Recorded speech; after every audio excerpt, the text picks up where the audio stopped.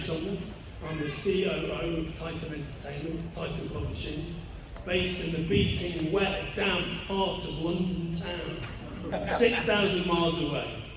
Which is why, a number of years ago, we as a publishing operation decided to partner with somebody we truly loved and respected their work, and that person is not from London. That person is the founder and the editorial director of Hard Case Crime, and that person is the one and only Charles Ardai. Thank you. Thank you all for showing up. I am only 2,400 miles away. In fact, I know because on my Delta flight, which I desperately hoped wouldn't get canceled, and it didn't. I got lucky. There was a screen that said 2,438 miles, and I kept waiting for that number to get lower and lower. So we are not quite as wet and rainy, but we are the beating heart of noir. When you think of the mean streets that hard-boiled private eyes walk down, it's sometimes California, you know, in the Philip Marlowe vein, but sometimes it's New York City. And I like to think that we have done our bit to bring noir back to the East Coast where it properly belongs. But I know those are fighting words, so we'll figure out where noir really belongs. And as you guys will know, that is undoubtedly true, and we're very pleased and privileged to be a fundamental part of that helping you to achieve that ambition. Yeah. Cool. And as you can see, Charles is a very affable fellow, despite the fact that you might think he was somewhat crazed or focused on the dark side of human existence. Charles is in fact an extremely charming man, very affable to work with, very easy to work with. I think the characters in our books do not reflect the actual personalities of the people who write them. Except sometimes they do. So Raymond Chandler was a very dour, miserable fellow, wrote beautiful prose, wrote like an angel, but nobody who lived with him really particularly liked their interactions. So I like to think that I am the un-Raymond Chandler. We'll see. The anti-Chandler. The anti-Chandler, that's right. Absolutely. So Charles, you've had a very interesting ascent and progression to your career at the pinnacle of Hard Case Crime, your career within noir. Can you talk a little bit about that? Because it's always fascinated me, as you know. Oh, well, thank you. So Hard Case Crime came about because an old friend of mine named Max Phillips, who was and is a really brilliant novelist and a brilliant graphic designer, we were out drinking one night in 2001, the winter of 2001. We had worked together on an internet startup, of all random things, in the first internet explosion. We worked on a company called Juno, which gave away free email.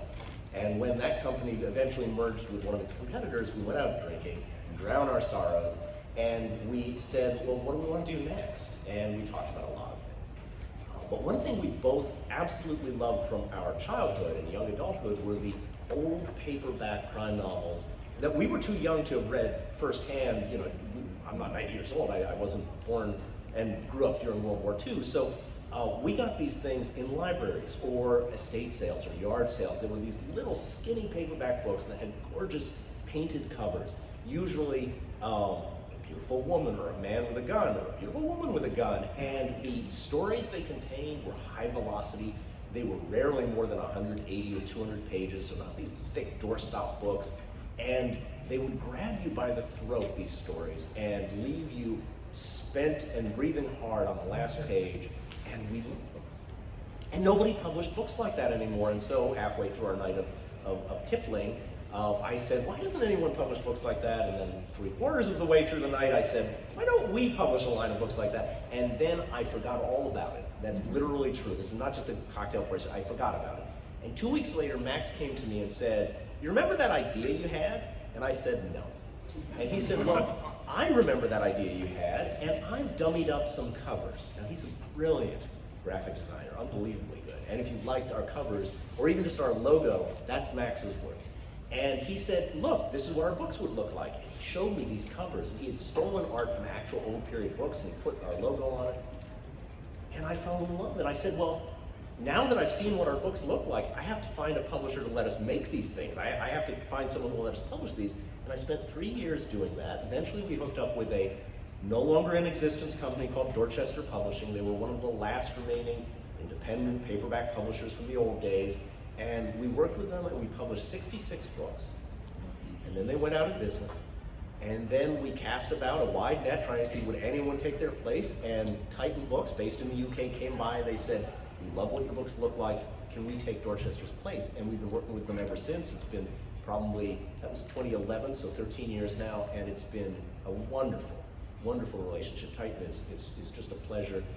They're family-owned, family-run, not some big corporate conglomerate, and they care deeply about how each book they make looks. The Titan books, not just ours, all Titan books, gorgeous. They do a lot of art of books, the art of Star Trek, the art of aliens, and things like that. And so I knew that our books would look good, and of course the content, that's on us. So if we want to tell good stories, the editor has to pick good stories or write them. And so it was really kind of a match made in heaven. That's the history behind Hard Case Crime. Yeah, and that is very true. And as to that family-owned nature of Titan Books, Titan Books, that publishing, is owned by Vivian Chung Landau and Nick Landau. They're a married couple based in the UK. They've owned the business for about 40 years plus. Super focused on the quality of what we produce, as you know. A brilliant editorial director called Laura Price. She's got a phenomenal team. We work very closely with Charles about, really it's Charles's vision, it's his content, and we use our expertise to help you realise that to as high a standard as possible. They're wonderful. They're a pleasure. So we commission our covers and we work with the artists to paint them and so on. But when we get a pair of sketches, they always go to Nick, and Nick's input is very valuable. So when we sit down and we say sketch A or sketch B, that choice is not just me, and it's not just Max Phillips. It's also Nick and Viv and other folks on the Titan side. So it's been a very fruitful relationship, and I hope it goes on for a very long time. By the way, if you're interested in what else Titan does, they're at booth 5537, a nice central location in line of sight to Marvel. And I like to think of them that way. Titan and Marvel, equal players in the comic book space. By the way, that is also how I think about it. I was just going to say, so, excuse me, so for 20 years, this is our 20th anniversary. That's why we're doing this panel. It is also the 7th or 8th anniversary of our doing comic books. So we started only publishing prose novels, traditional novels, with a single piece of art on the front. That's it.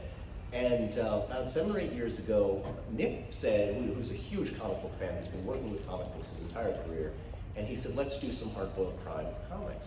And so we've also published crime comics, the most well-known of which is called Gun Hunting, which I also write. And that's been a great treat for me, because in addition to being a great fan of crime fiction, I've been a comic book fan since I was 7 or 8 years old. So getting to write crime comics and publish crime comics is another real pleasure and privilege, and to the extent that you guys are here in part because you're passionate about those, I'm happy to answer questions about that. And the thing about the Hard Case Crime comics imprint is that Charles's gun hunting project, created by himself, that is one of our 2 best-selling comic books of all time. The other one being Conan the Barbarian. So you're aware of like company then? So I don't personally, as you can see looking at me, resemble either the hero of Gun Hunting or the hero of Conan, but I like to think that in a fight, well, I'm being silly. I was going to say in a fight, Joanna Tam, the star of Gun Hunting, could take Conan. Of course she couldn't.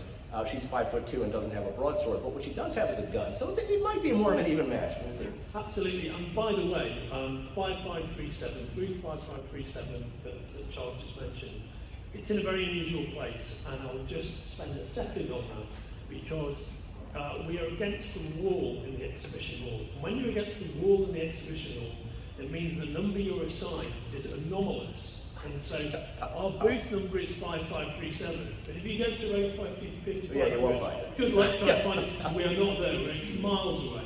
Where we actually are is it's the immediate left of door C to the exhibition hall, and we're actually at the end of rows 2300 and 2400. And to the immediate left, we'll see our booth. It's a big 40 by 10 booth. It's got a massive floor-to-ceiling Titan entertainment banner. You can't miss it as long as you walk through that door in the right place. Again, if you're in 5500, God knows what you will find, but it isn't us. But we've got a fine selection of Charles's work and Charles's comics on the booth, and I thoroughly recommend it. Yeah, if anyone wants anything signed or anything like that, I'll be there Saturday morning. You can do it there if you don't catch me today. So I am delighted. I'll also be wandering around at Artist Alley, visiting with the various artists who create covers for us, because I don't get to see them all that often. And when I'm there, I don't mind if I get hijacked to sign anything. So feel free to catch me there as well. But so Hard Case Crime. Yeah, right. So let's delve a bit. There are a few visual cues here for us to talk about. So let's delve into that history. Excellent. I know a vast amount about arcade stripe, and I know very little about what's on this presentation. So let's take a look and see. Okay, here we go. So, 20 years ago, right, 20 years ago, this September we created the line to reprint old books and publish new books in the style of the old books. Initially, every other book was old and every other book was new. So we reprinted a Lawrence Block book from 1961 that had been published as Mona. He never liked the title Mona. He's a living crime writer, brilliant crime writer, by the way. If you haven't read, Lawrence Block is fantastic. He said he originally titled this book Grifter's Game, and Gold Medal Press, which was one of the leading paperback houses in the 60s, said, I don't care what you called your book. We have a painting of a beautiful redhead, and she looks like a Mona, and so we're going to call the book Mona. And so he was very grateful to finally get this early book of his published under the title he intended to give it, which was Grifter's Game. Meanwhile, Fade to Blonde was a brand new novel written in the old style by my partner Max Phillips, and the covers were painted by Chuck Pyle, who is an instructor out in one of the California Institutes of Art, and Greg Manchas, who's a brilliant gallery artist who lived in New York for a long time, and I think now splits his time between New York and Kentucky. And one interesting thing about Fade to Blonde is it originally was going to be published under the name Forrest DeVoe Jr. So Max and I had this notion that since we were the creators of the line, we shouldn't also be buying our own books. It would look unseemly. And so he had we came up with pseudonyms. My pseudonym was Richard Alias, not Southern.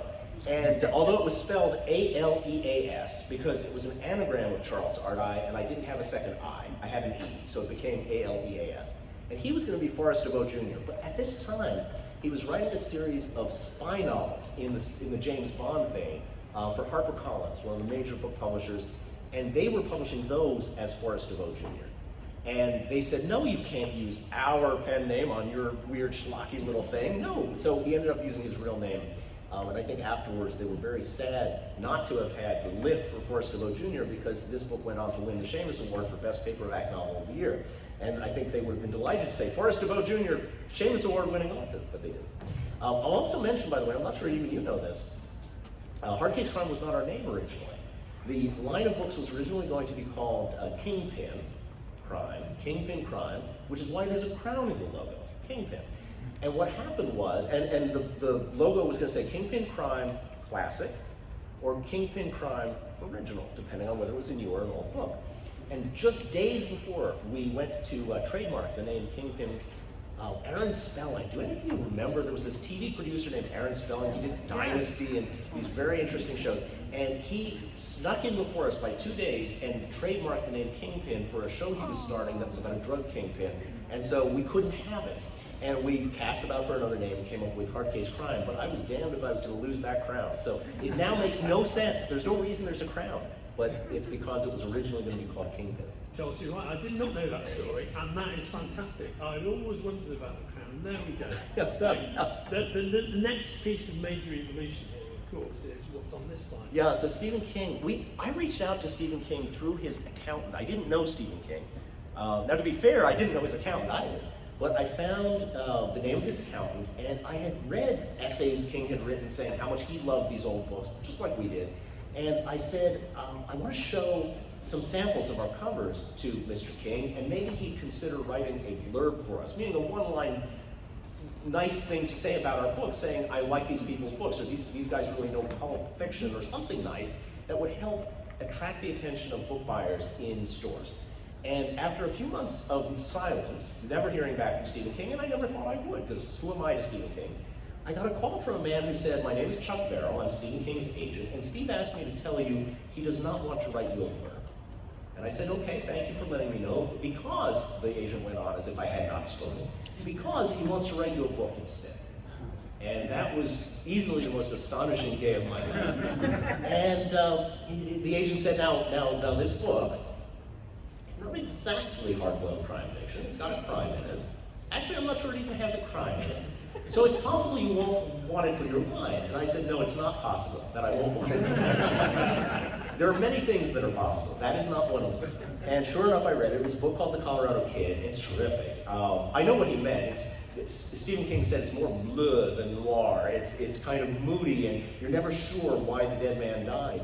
It's a terrific book, and it inspired a TV series called Haven that ran for 6 years, and Stephen King was kind enough to let me be a writer on that TV show too. So it was just, he's a very generous man and kind, and giving this book to us was an act of enormous generosity, because he could have given it to any publisher in the world. He wanted to help us.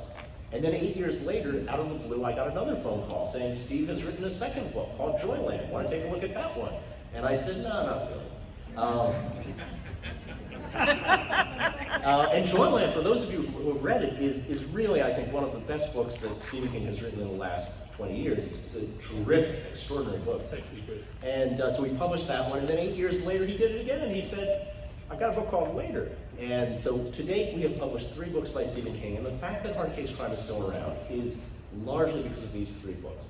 And I think he knows that. He knows that these books will sell well enough to support us while we're publishing a lot of books by authors who are not famous, whose books are absolutely deserving, but are not as likely to sell as well. And so because we have a small number of books that sell very well, we can afford to take chances on books by authors who might not sell as well. And, you get surprised sometimes, you get a happy accident, but he's really been supportive in a way that has allowed us to flourish, and I'm very grateful. So that, yeah, Charles, I think that's a great answer, and I've got to pick up on that. Yeah. Because this is, I think, so important to the ethos of Hard Case Crime and the ethos of our partnership. As you know, normally in the publishing business, at the level we publish and the kind of licensed stuff we do, the articles, all that stuff, there's a huge financial element to every decision you make.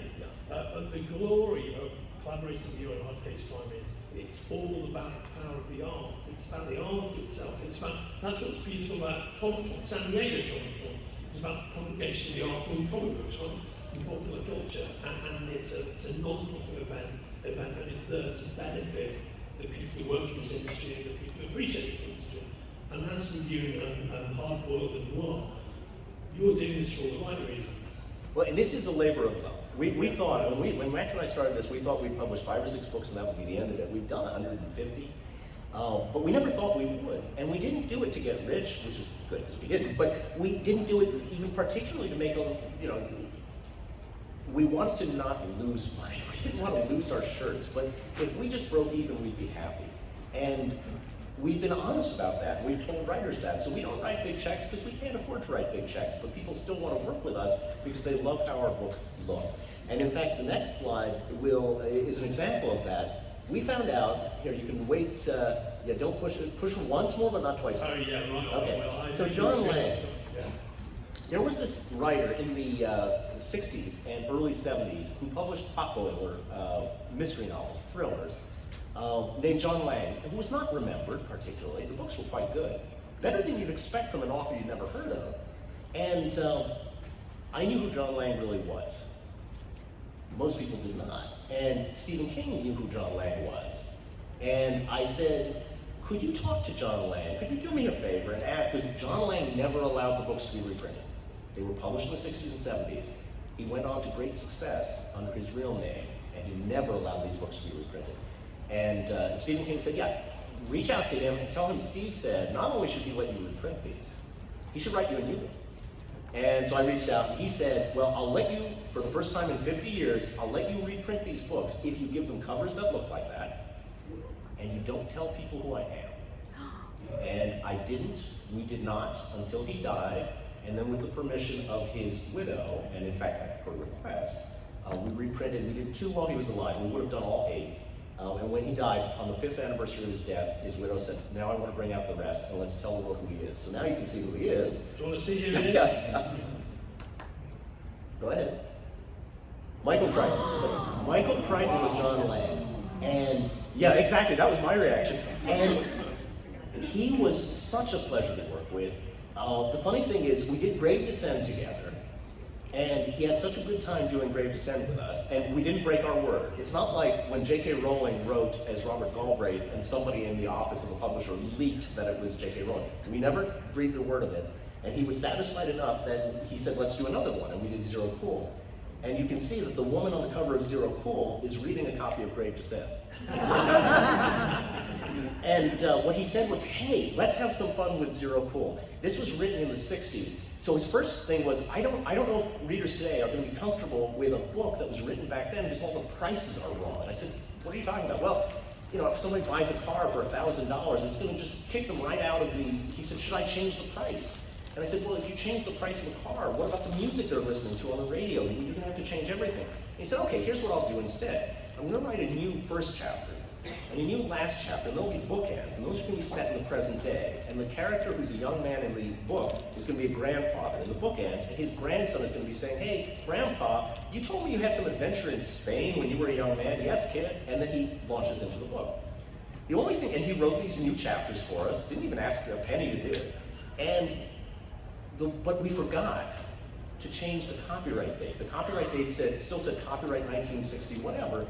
And people would write to us saying, how did this author in 1960, whatever, because the grandkid was like filming on a handheld camcorder, and it's like, how did the guy anticipate that there would be handheld camcorders in 1960? He said, well, you know, he had foresight. So Michael Crichton, so we ended up doing all 8 of the Michael Crichton books. They're not in print from Hard Case Crime anymore. We just had a short license to do it. You can find them now through his usual publisher, but I'm still very grateful that for the time we had, we were able to add Michael Crichton to the Hard Case Crime universe. And to get to work with him personally, he died much too young. He had cancer. He was a doctor himself, and he was, I think, had some accidental interaction with the medicine, and it just went terribly. I thought for sure that he was someone we'd have around for many decades to come, and it was really quite heartbreaking when he died. I agree. Other cool folks. So who else did we work with? Ray Bradbury was not alive by the time we did this book, but his children allowed us to do a 100th birthday collection, because when he was a young writer, Bradbury, of course, became famous for his horror and fantasy and science fiction, Martian Chronicles, Fahrenheit 451, but when he was a young writer, he wrote pulp fiction in all sorts of genres, including a lot of mystery stories. So we did a collection of his mystery stories. They're terrific. We worked with Brian De Palma, the filmmaker, and his partner Susan Lehman, who's a former New York Times editor, and they did a thriller called Arsenate's Necessary, which was kind of an homage to Hitchcock's Vertigo. And I got to have conversations with De Palma about suspense. We had arguments like, if we put this chapter before that chapter, isn't it more suspenseful? Who the heck am I to tell Brian De Palma how to make suspense work? So I dropped it and I said, you tell me what order you want your chapters in, and that's going to be fine. Gore Vidal wrote a book under a pen name, Cameron Kay, when he was a young man and needed money badly, and he said, I don't want this reprinted while I'm alive because I wrote it in a week, it's pulp fiction, it's not up there with my celebrated literary work, but after I'm gone, do what you want. And so again, we waited and posthumously published this. Joyce Carol Oates is a very different story. I went to her, we were on a panel together at the Brooklyn Book Festival, and she had expressed interest in Hard Case Crime, and I said, we'd love to do a book with you, but I'm going to show you the covers of our books. Because if we do a book with you, this is what it's going to look like. And I need you to know that going in. And she said, that would be the whole point. And that made me very happy. So Joyce did this with us. And the cover was by Robert McGuinness. Robert McGuinness painted the original movie posters for Breakfast at Tiffany's with the cigarette holder and the cat, the original James Bond movie posters for Sean Connery. And this he painted, I want to say toward the end of his life, but he's still alive, so that's the wrong way of putting it. He's 98 years old. He doesn't paint anymore, but he was painting until he was 95, and this was one of the last paintings he did. And I think it's terrific. You don't look at that and say that's the work of a 94-year-old painter. It's just stunning. It's absolutely wonderful. Right, here we go. Award-winning. So we won the Confession by Dominic Stansbury won for Best Paperback, the Edgar Allan Poe Award, leading award in the field. We were thrilled. Fate of Blonde won the Seamus, as I mentioned. My own book, Songs of Innocence, under the name Richard Alias, won the Seamus some years later.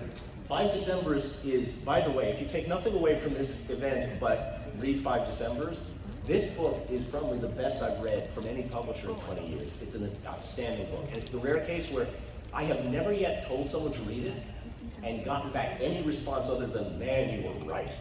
This book is outstanding, and it won the single biggest award in the field, which is the Edgar Award for Best Novel. It's a phenomenal piece. It's a phenomenal piece. And I'm trying with your English publisher.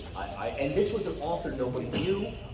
In fact, we invented this name, James Kestrel. He had published several books under his real name, and the sales have been so-so, and we knew this book was something special. And so I said to him, I want to do this under a new name because I don't want booksellers to hurt the performance of this book by only ordering as many as your last book sold.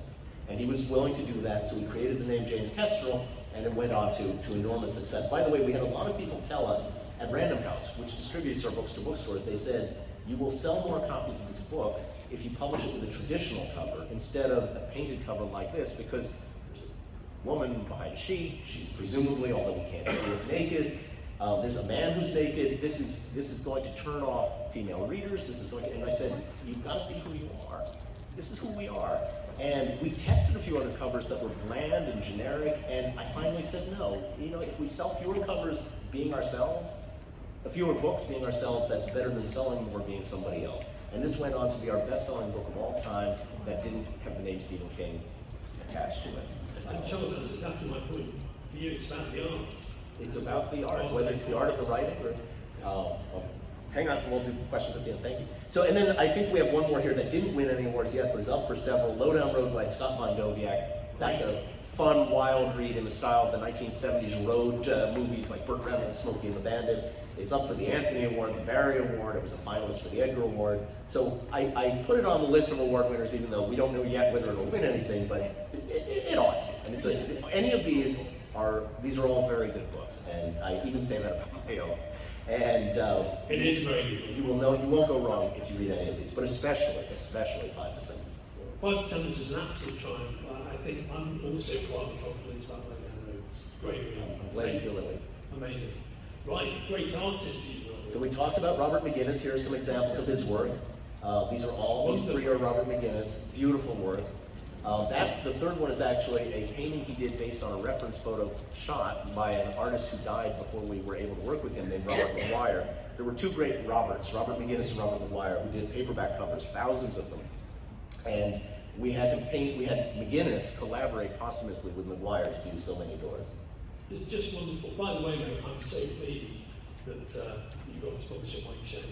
Yeah, Mike Shane. So that Murder is My Business is a Mike Shane novel. One of the big fans of Mike Shane is Shane Black, although the connection between the names is accidental. And Shane Black used plot elements from Mike Shane novels when he did his movie with Robert Downey Jr., Kiss Kiss Bang Bang. And he didn't know how to reach the state of the author, and reached out to us because we were publishing these books. And I helped him get in touch with the estate. And we became friendly, and he ended up writing an introduction for Murder is My Business. And when he did his next movie of this sort, which was The Nice Guys, with Russell Crowe and Ryan Gosling, he again reused some Mike Shane plot elements and paid the estate for that. And we published the book. He said, I want there to be a novelization, like in the 70s when the movie is set, I wanted there to be a Nice Guys novelization. Do you know any writers who would do that? And I said, do I know any writer? I'll do it myself. And I wrote up a sample chapter, and he said, great, that looks good. And he said, don't be constrained. I'll send you every draft of the script. I'll send you rough cuts of the film. Make things up, change things, do whatever you want. And so I imagined what Russell Crowe's character's adolescence was like on an avocado farm for wayward youth, and had a lot of fun doing it. That was great fun. And it's a great book, totally in keeping with the spirit of the movie. It's a phenomenal movie. I'm sure if you hear it, you've seen The Nice Guys, and you've seen this Johnny Gossamer. Johnny Gossamer, that's right.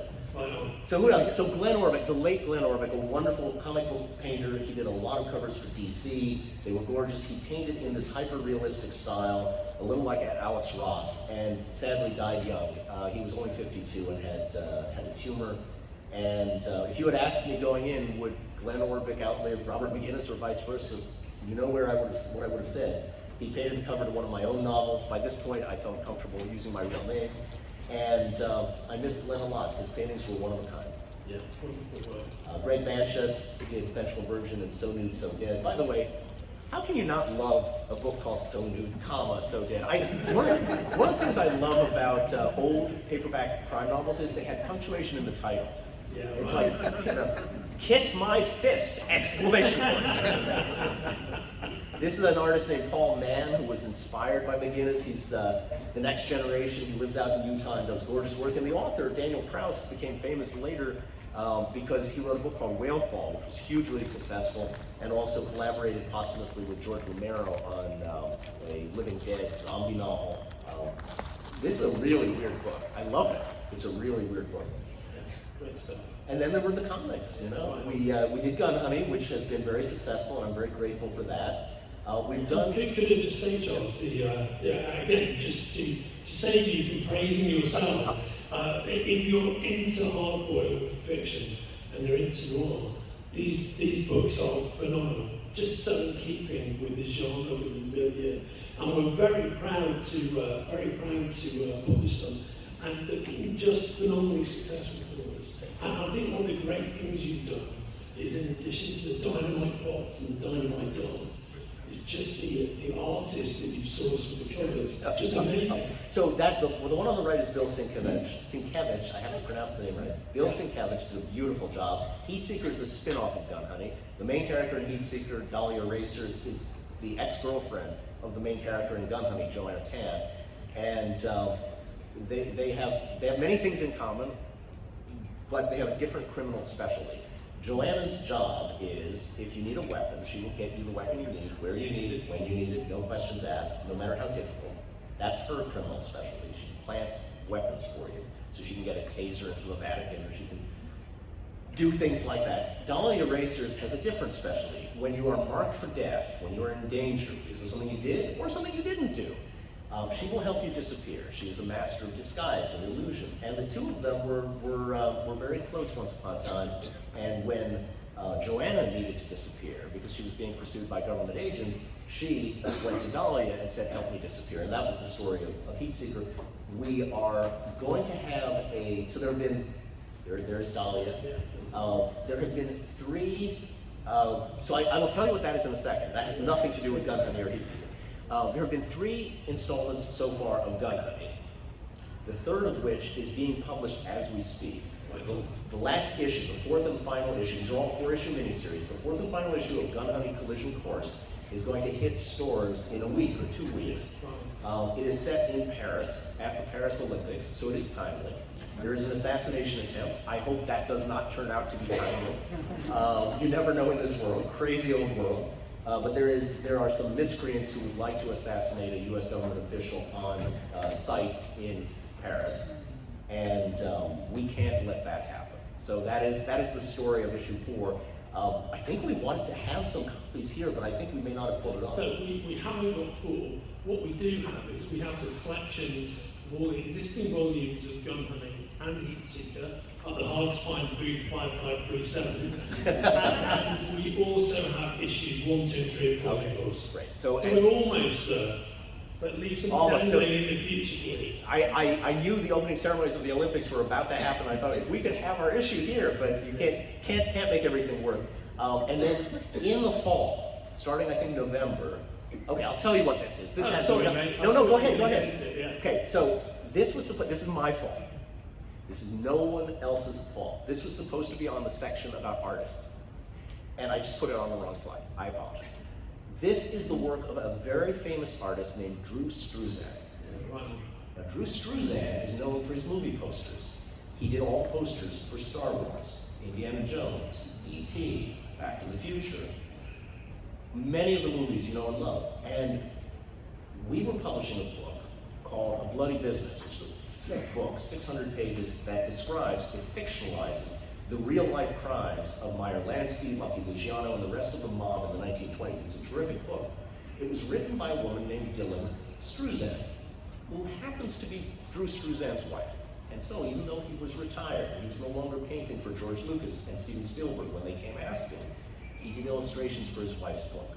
Every chapter, 24 chapters, every chapter has black and white original art by Drew Struzan, and it's gorgeous. It's a wonderful book just as a good read, but the art makes it something even more special. So I thought I'd show it. It's really beautiful stuff.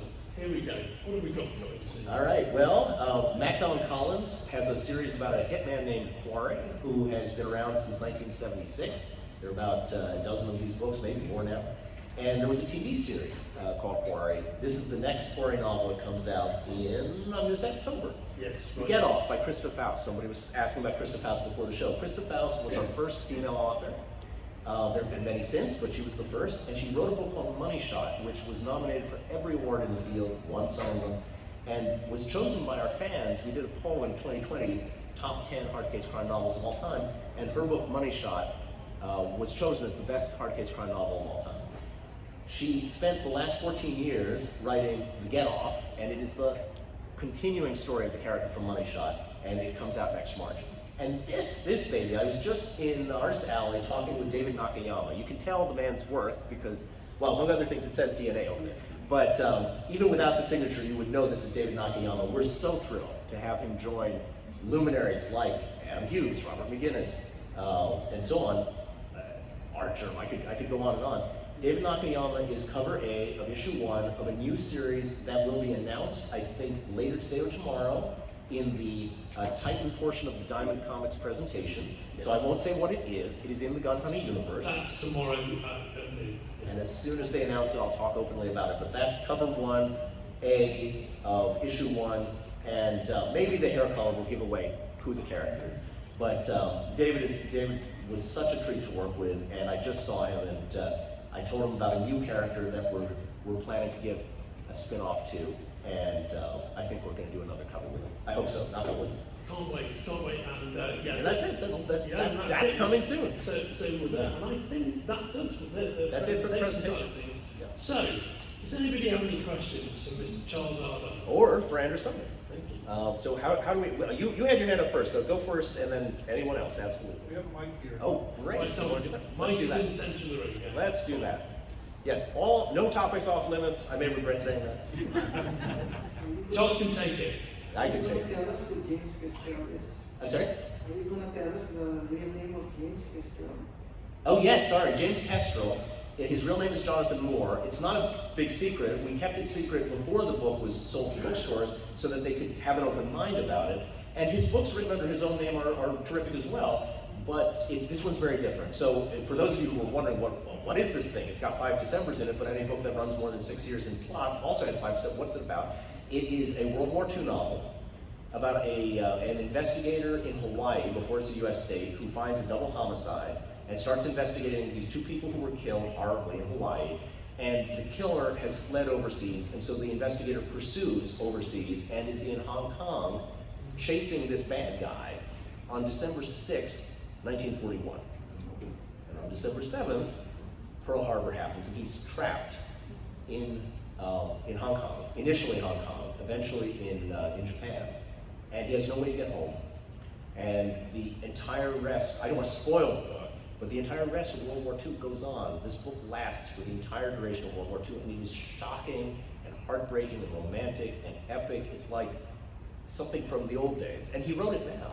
And I kept reading it, waiting for it to go wrong. You know, as an editor, you get these submissions and you think, what's going to be bad about this book, right? There's got to be something bad. The beginning is good, okay, well the middle is going to be bad. Because you can't hope that a book will be the best book you've read in 20 years. How often does that happen? Once in 20 years. So I kept reading, waiting for it to go wrong, and it stubbornly didn't go wrong. And I finally finished it, and I said, well, I got to buy this thing. I got to buy it. It's that good. And so it is beyond words, a beautiful book. This is actually not a hard case question, but I think it will exhibit your creativity if I'm correct and what you have to do with it. Okay. Do you recall a certain thing that you did in a previous job for the premiere of Star Trek Voyager? No. What did I do in a previous job for the premiere of Star Trek? Okay, actually. Oh yes, I do. Oh good Lord. So I ran an internet company called gave away free email. I had this idea. Wouldn't it be cool if you didn't have internet access and you didn't have email? This was when everyone was, now everyone's got email. It's a ridiculous question. But there was a time when, like, geeks had email, but their parents didn't. And without your parents, how do you email them, right? So I said, well, let's give away email for free. We'll give away just enough internet access that you can connect, get your email, and then disconnect. It'll be cheap, and we'll give it away free, and we'll pay for it through advertising. That was my brilliant idea. We never ended up paying for it through advertising, but we did give it away for free, and millions of people used it. And when we were trying to build this thing, we had to hire programmers. And we had an office in Boston. We were trying to hire really great programmers in Boston. And there was a Star Trek TV series premiering. Was it Voyager? It was Voyager. And I had this idea. Nobody had ever done this before, as far as I know. And I said, let's run a headhunting ad. Let's run a recruiting ad for because every program is going to watch the premiere of the new Star Trek show, right? And so we bought a 30-second spot that ran only in Boston because we couldn't afford nationwide. And we didn't have offices nationwide. We only needed people in Boston. So we ran an ad for 30 seconds, and it was just text on a black screen, email addresses. That's it. And it was like recruit@juno.com.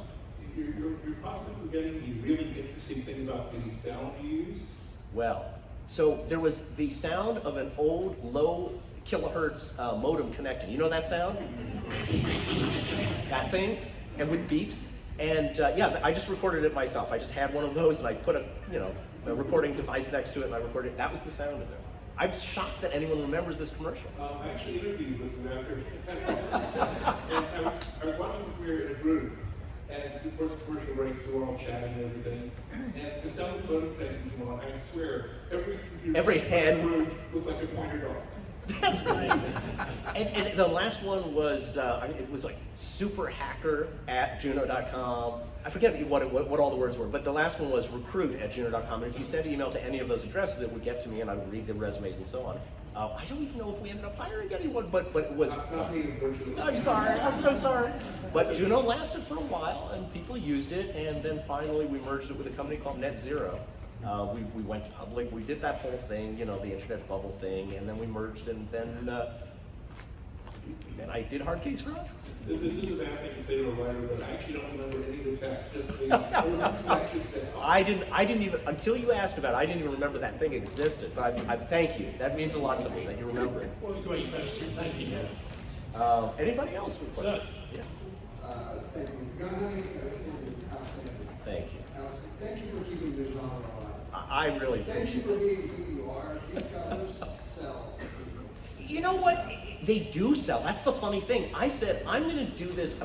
You remember when Barbarella came out? I'm a little young. Like, this isn't everyone's taste. It doesn't have to be everyone's taste. It's some people's taste, and it should exist. It should exist for people who enjoy it. And so if somebody says, I don't like that, I say, okay, then don't buy it. Buy something else. That's fine. But there are people out there who look at this and it sparks something for them. It's something nostalgic, something enjoyable, and I love serving the entertainment needs of that population. That makes me happy. That's me. And you know what? This is a wide community, and there will be people to serve the needs of everyone in it. I can only do what I like to do. This, for better or worse, is what I like to do. Speaking of character licensing, Conan. Conan. The new Conan? Thank you so much, brother. Oh my God, Yeah. thank you. No, Restoring Conan to his glory. It's our pleasure. We at Titan we're trying to get Conan 20 years. Wow. Yeah. Great. And we got it at just the right time with just the right creative team. So we put a massive amount of work into it, and we've got great partners, the Hero Signatures. But what we also collectively did was get the right people on the book. And Conan's had a real creative renaissance. It's something we're incredibly proud of. When we saw the numbers come in initially with Gun Honey a couple of years ago, we were blown away. We had the same experience with Conan. And as with Gun Honey, as you with yourself, sir, the feedback we get is just off the charts high. And as publishers, as creative people, you hope for those moments where you're working on projects that kick big and people love. And Gun Honey and Conan are both of those things. And we're very, very proud of them. So thank you very much. There's a character I is one of my favorites. I don't know if you know where the licensing is now. It's Doc Savage. Do you know where Doc Savage is now? Funny you should ask. So Doc, not because we're about to do Doc Savage, but We also were. Yeah.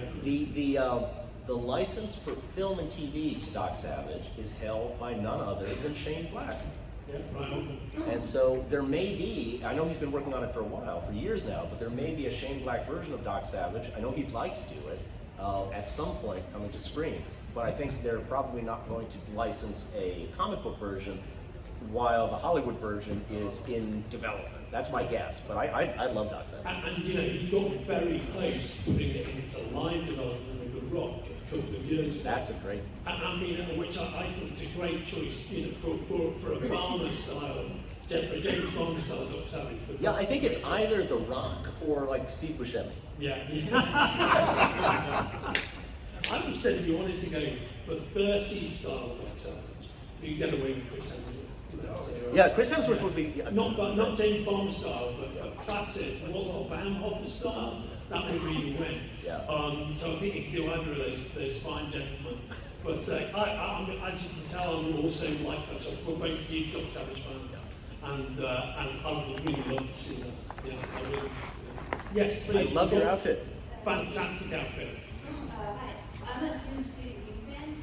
I'm wondering if he's planning on writing any more books for you guys, or if you know it all. I do not know it all. So the way things work with Stephen King is, I sit and eventually, if something comes my way, I am very grateful. I do not. So far over the last 16 years, every 8 years, like clockwork, he has in fact sent me a book.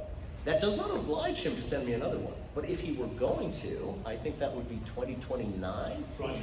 So I'm not saying I won't look at my email daily when 2029 comes around. But I'll be certainly looking at mine, that's for sure. I would love to do another book with him. We talk from time to time. I just sent him a care package of recent hard case crime books, and he sent me a copy of his new collection of short stories. So we trade books with each other just for the fun of it. And from time to time we talk about other things, but I've never asked him for anything. And I would feel strange asking. I will be very grateful to accept, but I will never ask because I don't want him to feel any pressure. Not that he would, but I don't even want him to feel like I want anything from him. I am so grateful to him. We wouldn't exist without him, and certainly wouldn't exist any longer without him. So I want him to know that if he never writes another word for us, it is enough. He has done more than enough. That said, if he chose to write another word for us, I would be very happy. That would not be a bad thing. Thank you so much. That's a great question. You've got time for 2 swift questions and answers. Thanks for your panel. It's really interesting. I remember seeing Andy Weir talk about his life before The Martian. He said his first book was crappy and he knew it, and his second book he thought was good, but it was still really crappy. And I guess I'm curious, you obviously have read a lot, seen a lot, you yourself have gone through this journey. Do you have a sense now as an editor, could you pick out that sort of nugget in a book that was sent to you in the first iteration of an Andy Weir type of novelist and find what could make this great? Or do you think that's sort of more on the author's side that just has to happen before it gets used? That's an excellent question. The quick answer and the honest answer is, I do think I could pick out the work of an author who will become stronger later. Because what ends up happening is a manuscript as a whole isn't working, but portions of it are. And so you see, there's a chapter, there's a character, there's stuff in there that's good, and all you need to do is have more of that and less of the other. What I can't do, and what I don't believe anyone can do, is pick out when a book will be successful. And so Andy Weir has written some excellent books, but he also had lightning in a bottle success with The Martian. I can find authors that I know are going to write beautiful work, and I can help them get there. But whether they'll have the lightning in a bottle, that I can't. And so I have had the sad experience from time to time of finding a book that I truly loved and knowing it was a good book, and maybe it even won an award, but it only sold a few thousand copies, and the author never wrote another book, or another one that did better. And that's a little heartbreaking. On the other hand, just writing a good book is to some extent reward of it in itself. It's not the reward it's not all the reward you'd like to have, but sometimes it's all the reward the world gives you. Well said, mate. We've got time One for last. one final question. Thank It's gonna be quick. Okay. I'm a fan of the Gabriel Hunt books. Oh my gosh. And, Hey, okay. and I'm wondering, is there any future for Gabriel Hunt in prose or comics? Thank you for asking. So Gabriel Hunt was this series of 6 adventure novels in the style of Indiana Jones, about a kind of billionaire, globetrotting adventurer who was seeking things like the Fountain of Youth. I did it because I love Indiana Jones, and worked with 6 authors, including David Scow, who wrote the screenplay for The Crow, Krista Faust, who we've talked about. I'm forgetting, they were all really good writers. And 6 books turned out to be the number the public wanted. You know, we published 6, they did okay, they didn't do phenomenally well, and so there wasn't great clamor for more. But I do love the character. They have beautiful Glen Orbit covers, the original editions, and I'd love to do more with the character, but I'm not sure if there's an audience for it. So I'm happy to do it. I'm open to it. I will tell you one very quick story because we're out of time. When the Gabriel Hunt books came out, I went to Hollywood because I thought, well, Indiana Jones style adventure, that's a good thing. Let's go to Hollywood. And I remember sitting in Ridley Scott's production company. Now, I should say, all the books were published. I didn't want them shelved in different places, so we published them all under the same name. They were all written by Gabriel Hunt. The character's name was Gabriel Hunt. So we named the author after the character. And when we were sitting in Ridley Scott's production company trying to sell the Hollywood rights, I remember some assistant, no offense to the assistant, I'm sure it was innocent, but she came forward and she only saw me sitting there by myself with my little pack of goodies to show to the producers. And she said, Mr. Hunt isn't coming? And Mr. Hunt, of course, does not exist. Mr. Hunt is the billionaire globe-trotting guy who found the Fountain of Youth. And I felt crushed because I knew that if only I had brought Gabriel Hunt with me, I would have sold that series. Now, sorry, please. Yeah, no, that's it. Now, thank you very much for joining us to celebrate 20 glorious years of Ardai's Crime. Before we say farewell and the sun sinks slowly in the west with Mr. Ardai, can you please give a round of applause to our wonderful comic con staff?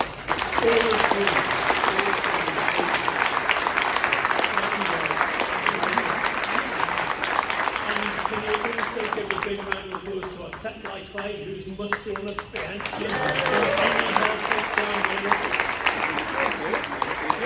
And finally, one massive, big, ongoing round of applause to the great Charles Ardai. And for Andrew!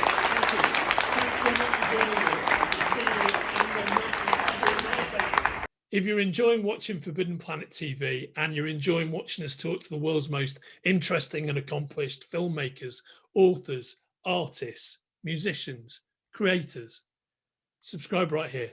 See you soon.